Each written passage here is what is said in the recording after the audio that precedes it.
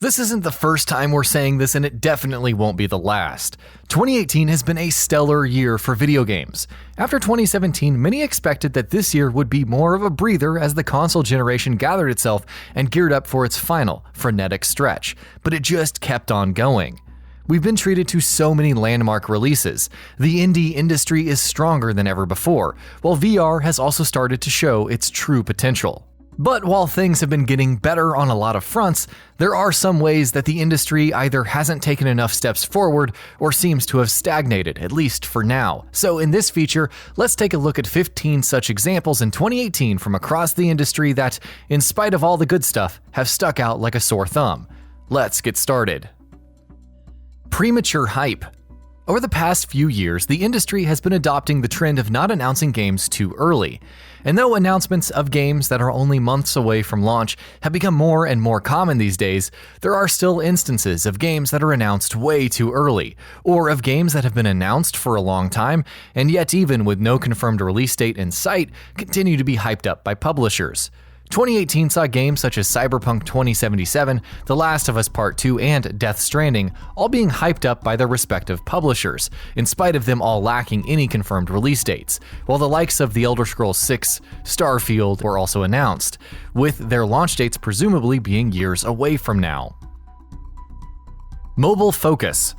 The mobile industry has grown rapidly over the last decade or so, and while the once commonly held fear that it would somehow encroach on traditional gaming has died down, it still remains a popular and profitable venture among developers. This year, we saw many publishers and developers taking this route, with the two most high-profile examples also being the ones that hurt the most. Command & Conquer Rivals and Diablo Immortal were both announced as mobile-exclusive titles this year, and both belong to franchises that have traditionally catered to hardcore PC audiences. Episodic DLCs. Episodic releases of games have always been a bit of a sore spot for most audiences. Hitman 2016 saw a fair amount of criticism for adopting this approach in spite of being a great game, while Square Enix's initial plans for releasing Final Fantasy VII Remake as an episodic title were also met with backlash. This year, developers took that a step further and decided to make even DLCs episodic. Spider-Man, Assassin's Creed Odyssey, and Battlefield 5 are just a few of the most high-profile examples of games that chose to stagger their DLCs as episodic releases. And though it's easy to see why that was done, so that the games could keep their players engaged for a longer time mostly, it's still something that can be a bit annoying, especially when the individual episodes of DLC themselves prove to not be that meaty. Aggressive pricing for DLCs. How to price DLCs is a question that has plagued publishers for the longest time, but unfortunately 2018 saw them getting no closer to that answer. A few publishers' pricing for DLCs this year has been more egregious than all others. Forsaken, launching for Destiny 2 for instance, can only be played if you've completed both previous DLCs, both of which collectively cost nearly $40, with Forsaken itself launching for $40 alone. Sure, things such as an annual pass and price cuts made things a bit easier to swallow, but it's worth remembering that of those 3 DLCs, Forsaken is the only one that's worth any money, and the other 2 being pretty sour disappointments. Then there's Super Smash Bros. Ultimate, which will get 5 pieces of DLC across the beginning of 2019, for which Nintendo has announced that the price will be a collective $25. That's $25 for 5 fighters, and sure, you get music tracks and 5 new stages with that as well, but that's still not enough to warrant that high DLC price. Leaked announcements ruining surprises. Walmart Canada? Walmart Canada. Just Cause 4, Rage 2, Assassin's Creed Odyssey, Gears 5, Forza Horizon 4, LEGO DC Supervillains. These are just a few of the most high-profile games that were leaked prior to their official announcements this year. And it's not like they were even released months or years before. These leaks came very close to their announcements, which meant that all they essentially did was ruin the surprise. There was no other value to them. Microtransactions, obviously. 2018 saw massive growth over 2017 with regards to microtransactions, to be fair. While last year we had aggressively anti-consumer monetization in games such as Forza Motorsport 7, Middle-earth Shadow of War, NBA 2K18, and of course, Star Wars Battlefront 2. This year, things were a lot calmer. And though there's solace to be taken in the fact that we're headed in the right direction, we're never ones to shy away from complaining about microtransactions. The likes of NBA Live 19, NBA 2K19, FIFA 19, and Assassin's Creed Odyssey all came under fire for their use of microtransactions, while it has also been confirmed that the upcoming 2019 titles such as Trials Rising are going to have microtransactions as well. 2018 has been a bit of a step forward, so let's hope the industry continues in this direction next year. Nintendo Switch Online. Man, Nintendo just doesn't get online, does it? After fumbling with their online service for years on end, they launched the Switch with very bare-bones online features until finally, in the last months of 2018, they launched their own paid online service, Nintendo Switch Online. The issue is that it kind of sucks. Cloud saves, for instance, are not enabled on all Switch games, like Pokemon Let's Go, for example. And where the likes of Xbox Live and PlayStation Plus offer free games to subscribers every month, Nintendo Switch offers a growing catalog of NES titles. And sure, there's some value to that, but it's just not enough, and it's no virtual console. There's also the fact that as far as Nintendo games are concerned, they almost always have online functionality that is decent at best and atrocious at worst. Both Pokemon Let's Go and Super Smash Bros. Ultimate have bad online so far, so it's not like the service we're paying for is even being properly used anyway. Special Edition Early Access. This is something that has become more and more prevalent as time goes by, and in 2018, it's more common than ever before. Basically, publishers tell you to shell out extra money to pre-order the game's costlier special edition, and in exchange, you get to play the game a few days before everyone else who's buying the normal version of that game. Battlefield 5, FIFA 19, Hitman 2, and Assassin's Creed Odyssey are just some of the games in 2018 that have adopted such a practice. It's scummy, because if the game is ready to be played, there's no reason to hold it back from those who are not paying more money. You want more money, publishers? Give us extra goodies in those special editions, rather than holding back the release of a game when it's in a clearly, completely finished stage and can be played by other players. Metal Gear Survive. It had become pretty clear that the Metal Gear franchise would never be the same after Hideo Kojima left Konami. It doesn't take a genius to figure that out. But no one could have predicted that Konami would waste no time in butchering it the way that they did with Metal Gear Survive. Well, maybe we could have predicted it, but just didn't want to believe that it'd actually happen.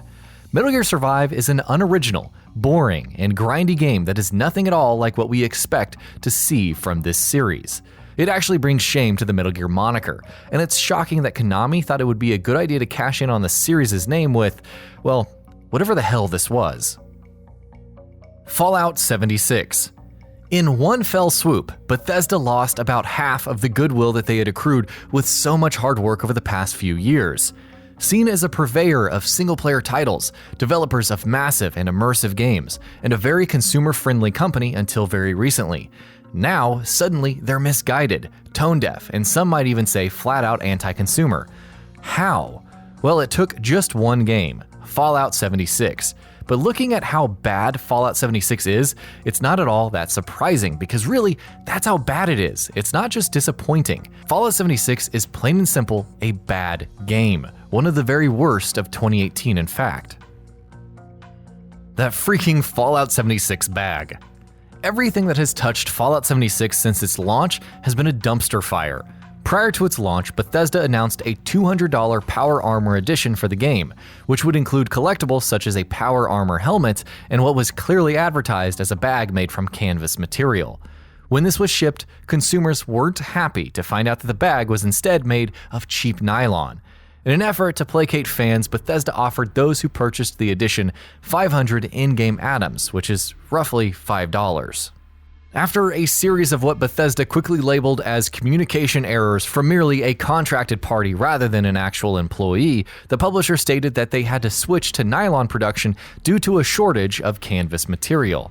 After even more backlash, there was coincidentally a windfall of canvas in the world, and Bethesda could start production of the canvas bags again, promising consumers that their nylon bags would be replaced. Only when consumers sent in their receipts to Bethesda for said replacements, their private information somehow got leaked publicly. Wouldn't it have just been easier to make a canvas bag to begin with, Bethesda?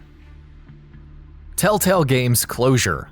Telltale Games was a huge company in the industry for many years. Ever since they launched the first season of their episodic graphic adventure adaptation of The Walking Dead, they showed no signs of slowing down, acquiring one license for major property after another, outputting games at an alarming rate. Sadly, it turned out that they bit off a bit more than they could chew, and due to poor management, the company shut down under a dark cloud of controversy. It's really sad because not only has Telltale made some great games in the past, but also because recent titles such as Batman: The Enemy Within had been excellent, while they had games such as The Wolf Among Us Season 2 and Stranger Things coming out. The Walking Dead's final season was also cut off halfway through due to their closure, though thankfully it will be finished by Skybound. Massive patches. Patches have become a reality of our industry that we've all come to accept by now, and for the most part, they're actually a great thing. Thanks to patches, games that are released with bugs, both big and small, don't have to remain broken forever, and even the most unsalvageable titles can be redeemed with continuous updates. That said, in 2018 we saw the sizes of patches increasing beyond the acceptable level. Just as an example, Fallout 76 received 2 patches back-to-back that was each bigger than the base game itself. Huge install sizes. Much for the same reasons as massive patches, huge install sizes for games can also be pretty annoying, and they've never been as large as they were for games in 2018. We're not even talking about the ridiculous storage space that the Xbox One X enhancements of several older games require. No, even if we only look at new releases this year, there have still been enough examples. Both the aforementioned Fallout 76 and Call of Duty Black Ops 4, for instance, require massive downloads at launch for players to be able to play thanks to their huge day one patches. Then there was Red Dead Redemption 2, which even without patches was nearly a 90 gigabyte game. Live action trailers for games. When you're watching a trailer for a game, you expect to see gameplay, or at the very least, in-engine footage. Live-action trailers for games have no meaning and no value beyond occasionally being entertaining on the rare occasion, because they're not representative of what the product that they're advertising will be like. This is something that has been an issue in the industry for a long time, and though it's not nearly as much of an issue these days as it has been in the past, major releases like Just Cause 4 and, surprise, Fallout 76 still chose to pull this stunt. And that about does it for this video. If you enjoyed what you watched and want to see more from Gaming Bolt, you can always hit that subscribe button and turn on the bell icon next to it. That way you will never miss any of our videos.